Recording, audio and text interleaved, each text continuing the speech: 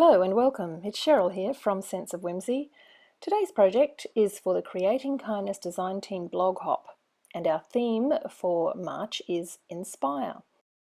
If you follow my blog, you'll know that I do a lot of floral cards. I'm totally inspired by the beautiful colours in the flowers in the garden.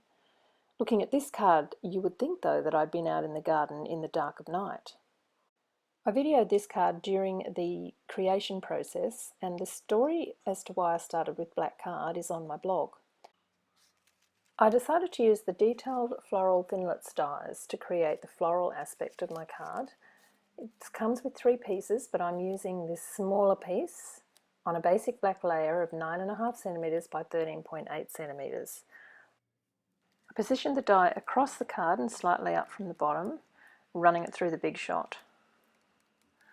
The die comes apart beautifully without hardly having to pop out any of those little pieces. The rest of the pieces can be removed from the back of the die with the die brush or a paper piercing tool. This is what the piece looks like, so it's still together, but it's got this lovely delicate pattern across the card.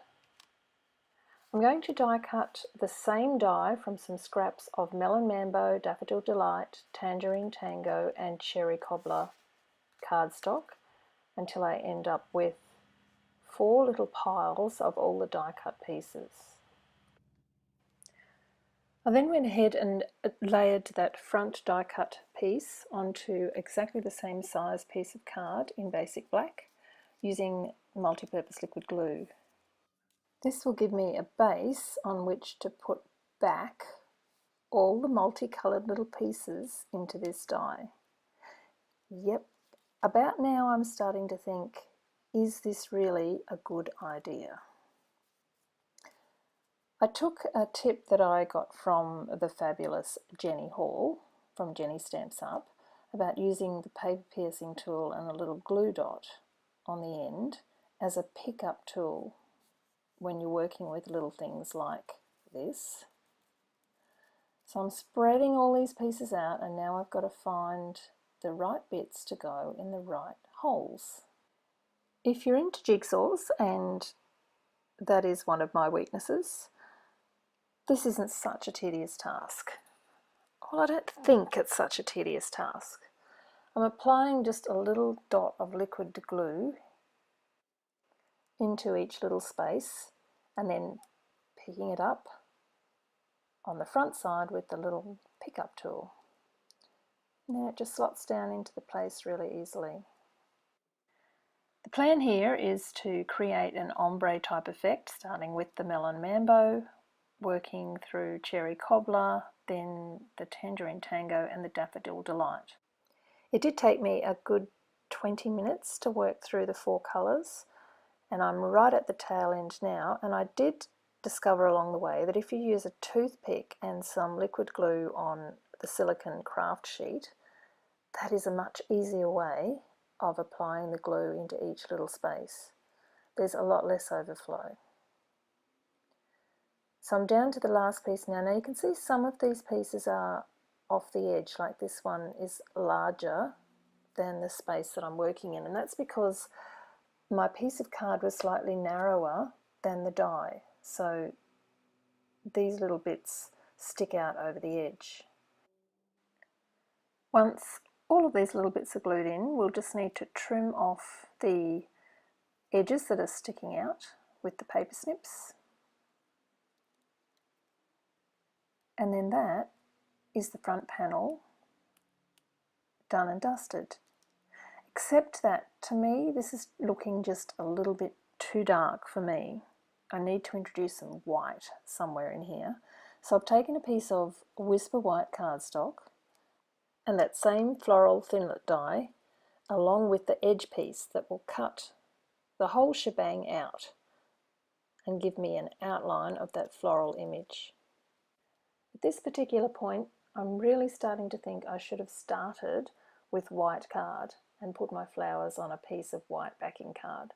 But I've come too far and done too much work to change my mind now. So I'm going to plough ahead with this white outline and adhere it with some liquid multi-purpose glue over the top of the inlaid flowers. Does anyone else have this agony of indecision when they're card making? I'm not quite sure whether I've done the right thing in putting the white over the top or whether I should have just left it black with the bright colours. I've also gone ahead and added a fine white matting layer to the piece. The next step is to add my greeting. Now, normally I would have embossed directly onto the card front down here, and we're going to be using this little word inspiring out of the Thoughtful Banners stamp set. However, because I've mounted it onto the white card, I can't apply heat to it now or it might warp. So I'm going to emboss onto a little scrap of black card with white embossing powder. I'll heat that with the heat tool until the powder's melted, and then to make it look as if I've always meant to do it this way, I'm going to trim that little word out with scissors and pop it up onto the card front with some mini dimensionals. We're so fortunate to have so many tools at our disposal when we're card making that we really can adapt to any situation as we go along. And that's a good thing, especially for me. So the final step is to put this card onto a card front. I did elect to put another fine layer of Melon Mambo around the white and then layer the whole thing onto a folded basic black card front. I'm hoping that the fine layers of Whisper White and Melon Mambo will help soften the large expanse of basic black on the front of the card. I could most certainly have left this card at this point. However, that large expanse of black is still worrying me. So I'm going to go over the floral part of the image with a clear Wink of Stella pen. And I'm thinking to myself, why didn't you just cut that white piece with shimmery white cardstock, Cheryl? Wink of Stella does have a certain special sheen to it though. So I was quite pleased with the result here. And yet it still needs something more. So I pulled out my bright enamel dots and proceeded to add a few on the card front. It's been a long, convoluted process, but finally here is my finished card. Don't forget to take a look at everyone else's videos. All the links are in the video description below.